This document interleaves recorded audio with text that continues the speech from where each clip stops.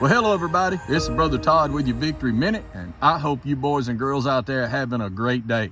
I'm gonna go ahead and apologize. I might have a little road noise. You might see a truck or something go back behind me. I'm not too far from Highway 34. It's about lunchtime on August the 12th, and I slipped up here to town to get me a little bite of lunch, and I was running a little early, and I needed to feed some heifers, and so I just thought, well, while I was out, I'd just go ahead and knock it out, come out here and check on them. And I was pulling out. I said, well, there's a good shady spot, and it's still a little early for lunch, and I need to do a minute.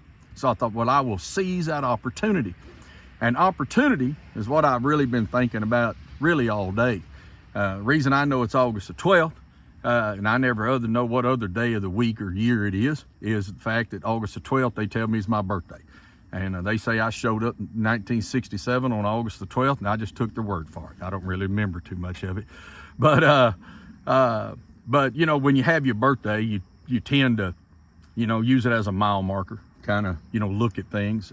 I've always done it first of the year and my birthday, because I'm kind of in the middle of the year, you know, and it makes I don't know, just a natural time where I look at things and try to look for opportunity, not to look too much in the past, not to worry too much about the future, but to deal with the right now.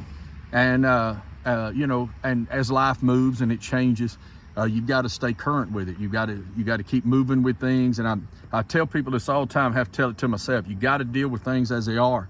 You got to deal with things where they are, and recognize that in all seasons of life, God gives opportunity. You know, if you're living and breathing, one of my favorite verses, and I apply it to myself a lot, that a living dog is better than a dead lion. I may not be nothing but a living dog, but I'm living. I got a chance, and so I can do things, and to look for those open doors that God's given you, because if God's opened the door, then no man can shut it. You can go through it or not, but and it remains seen whether you're going to. Sometimes life gets hard, and we go through crisis or difficulty. We don't want to look for opportunity. But if you'll really consider human history, you'll see that out of crisis comes great opportunity. And some of the greatest leaders that ever lived were able to recognize, yeah, this was meant to defeat me, but it's actually an opportunity for me to go forward. You know, Joseph told his brother, said, you know, old devil meant all this for bad, but God's took it and turned it for good. And so a lot of times in difficulty, you can have that. I got a dear friend, sister in Christ, that I've ministered with a long time. She went through breast cancer a few years ago, and it was pretty bad, and extension of it and all that, and she's doing good now. But she'll tell you, breast cancer is the best thing ever happened to me. And you said, that is the craziest thing. She said, no, because I was living with my mind loose. I wasn't living focused on anything. I wasn't recognizing the blessing of life. She said, the Lord let me walk through that, and that's where he grew me. And so it can be times like that. Sometimes when everything's going good, we kind of get still. We want to kind of stop on the mountaintop. We quit looking for the opportunities that put us there, and to recognize that our lives are not static.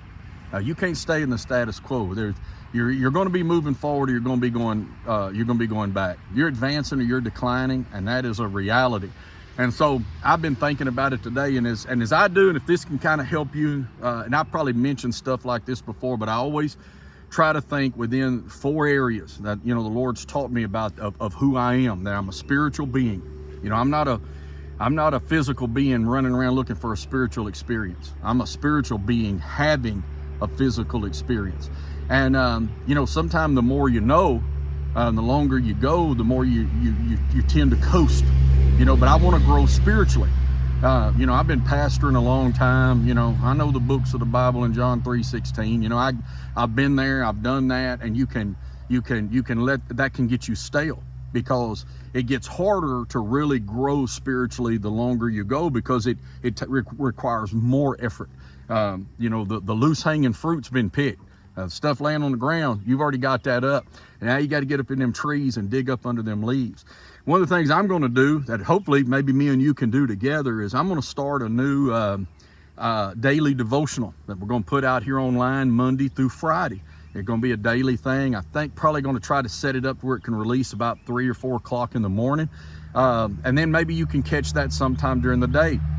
And I think what I'll probably do, I may jump on some topical things every now and then, but mainly just kind of go through the Bible, go through some different books. I'm going to start with John. I'm just going to start with John. We'll take a couple of verses every morning. You know, like I say, that's when it'll come out. You watch it whenever you can. But we'll take a couple of verses and we'll just talk about them. They'll be 7, 8, 10 minutes long, something like that. Maybe just kind of help plug in the day. But you know, with me to grow spiritually, I have to do things very intentionally because I'm a very much fly around by the seat of my pants guy. And sometimes I'll let things get loose. But one thing's for sure is if I connect in there with you, well, then I've got a certain sense of accountability. And 2's the number of witness. 2 gets something done. And, you know, I don't get much done around the house, but if my wife's on me about it, well, it might just happen, you know. Now, don't tell her I said that. I don't know if she's going to be watching this. But anyhow, but we're going to be doing that, and I'm going to be adding that in really for us, but it'll help me. It'll be something very intentional for me to do, and it'll help me grow spiritually, you know, mentally. One of the things I've really been thinking about, and I just get you into my world a little bit, I tend to do really good when I'm around others, and I try to be around others at least once a day. But I also I'm just the type, I've got to be kind of out by myself. I've got to have times where it's just me. Now, I've battled depression different times along in life, and one of the things is you got to watch those alone times. You got to cultivate aloneness because that's with God, but you have to avoid loneliness. And if I get out and I spend just too much time in my own head and I'm not being focused on being positive, I'll get negative. I get kind of fatalistic. I don't really get down where I don't want to do nothing, but it's my attitude. And so one of the things I've been working on this for a couple of months, is I noticed that I need to be more optimistic. I'm really right now in my life and in ministry, I got a lot of things happening and nothing getting done. Everything's in the process. It's all right there, okay? But it's in the middle of the battle, and it's these long things. It's a grind, you know. And boy, I'll tend to get fatalistic. I ain't never gonna get this. This ain't never gonna happen. I'm too old. Blah blah blah blah blah. And I just start really negative self-talk. And so that's one of the things I'm working on emotionally, is that what I'm going to be is more optimistic in my thoughts. And one of the things I'm doing to do that is I'm spending, when I catch myself in there, I'm talking to God about opportunity. I'm going to talk to the Lord. I'm going to talk to him about the opportunities I'm in. I'm going to look for those. Okay, Lord, how can I accelerate this? Or is this me waiting on you? Because, you know, unless the Lord builds a house, they that labor in vain. And I'm too old and too lazy to go around banging around on stuff God ain't even building anyway. Amen. But it's just that talk, doing things where I'm enjoying people more. You know, in my world, I deal with lots of people, and I'll go through times where it can be a grind, but to recognize that opportunity with them, hey, they don't, to intentionally build them. I got an opportunity here a few days ago. Margie's tied up at work, and everybody in the world can watch. The boys was, you know, they couldn't make it happen. She said, hey, I hate to ask you, because she knows I'm running real busy. You think yeah, I'll watch the boys. Yeah, no problem. We got, so we were on, man. I mean, we had a ball. And Margie said, they just had a big yes day with you. I mean, we ate ice cream and we ate what we wanted. We went to the movies and we played arcade games, and Lord help, you told me I never got tired of being in an arcade. I was, boy, we was played out. We had a ball, right? But intentionally, I just cleared the day. I just cleared them. I'm going to do this. It'll be good. It'll be good, me and them. It'll be good for my head, right? So it was an opportunity. You gotta seize it, right? You want to be building things physically, okay? And again, you know, I'm never going to be the man I used to be physically, but I can do something forward. I've been in a lull, man, just physically speaking. You know, once I got diabetes, is really kind of slowed me down. It knocked a little bit out of me. The medicine, you know, they give you don't really help me too much. It helps the diabetes, but it really knocks you physically. And I've been needing to lose weight and all of this stuff. And I've always lifted, like in the gym. I lifted young, was out for about 15 years, and I went back in my mid 40s, I guess. And and got back to lifting. This is the longest I haven't lifted since then. Probably 6 weeks, 7 weeks. I hadn't even went to the gym. I hadn't even, busy, this and that, talked myself out of it. So, hey, I can feel it. I can tell physically that it's time to amp it up. In the summer, I'll kind of slow down my work. And and we hadn't been building anything, and I hadn't had to make me go out there and sit on a bulldozer and that kind of stuff. So I'm behind physically. Y'all pray for me. I'm thinking of doing something crazy. I'm thinking about trying to set me a goal. I ain't saying I'm going to do it, so don't hold me to this. But I am seriously contemplating maybe trying to do a powerlifting meet when I turn 60. And I guess I turned 57, 58 today. I don't know which it is, but it'll take me a couple of years to get in shape to where I just won't go up there and embarrass myself. Now, I'm not going to win nothing. There's some strong bubbas walking around now that 60 years old. But maybe if I can get skinny enough, I can get down in a lower weight class or something like that. I don't know. I haven't really thought it completely through yet, but I'm going to do something. I'm going to do something. I'm not going to run around the block. Hurts my knees too bad. But I'm going to engage it. I'm going to, because I know I need it. I know I need it. You know, my doctor's all the time on me. You need to be under 200 pounds. You need to be under 200 pounds. I'm like, I ain't seen 200 pounds, you know, since I was sophomore in high school, and maybe a junior. But anyway, but I'm going to engage it. I'm going to engage it. And then relationally, those 4 areas, right? I'm a spiritual being. I'm a mental being. I have a soul, right? I have an emotional center. I've got also trying to improve my chest game. That's another story. And then physically, we're physical, right? Body, soul, mind, or spirit, soul, mind.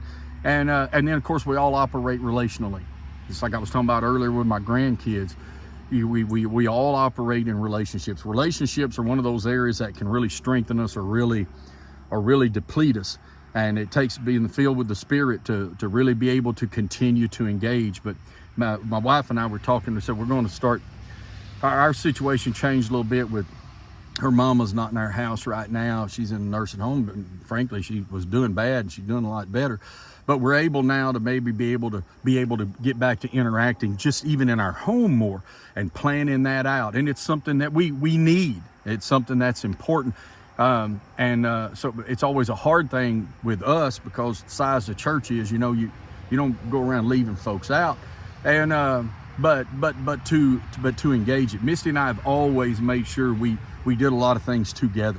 When her mom come live with us, she said, y'all the going and outs to eat people I ever seen in my life. And well, we going on a date. You know, when we was young and I was working to basically go take her on dates. You know, I miss a week. We was going on a date. I'd have went on more, but couldn't afford it. And so it's still an important thing. Build those opportunities with your spouse. Build those opportunities with kids. The more complicated life gets, the harder it is. But you know, we live in a world today where we're very quote unquote social, but we're not. We're not really connected. We're connected through these devices and all, but there's nothing like just being with people. And so if God's giving you that opportunity, you seize it. Now I'm looking at y'all, trying to keep my eyes on the camera, but I keep noticing that clock, and I'm 13 minutes long, so I don't want to rattle on forever. But if you got an opportunity, seize it. If you don't feel like you have one, look for it. Look for it. You might not be in a situation completely devoid of opportunity because it's a beautiful day. It's a beautiful life. Everything's beautiful in its time. Look for the opportunities God's given you and grab them. Do something with them. Sorry, I keep pulling these glasses off. I'm sweating like a racehorse out here. Anyway, I guess it wasn't as shady a spot as I thought. So anyway, hey, I hope y'all have a good day. I hope God blesses you. And if you feel like there's a low spot in one of those aspects of your life, then look for an opportunity to engage it, okay? Hey, hope you have a good week. I'll try to put out another one of these this week before we get too far off. All right, see y'all later. Bye-bye.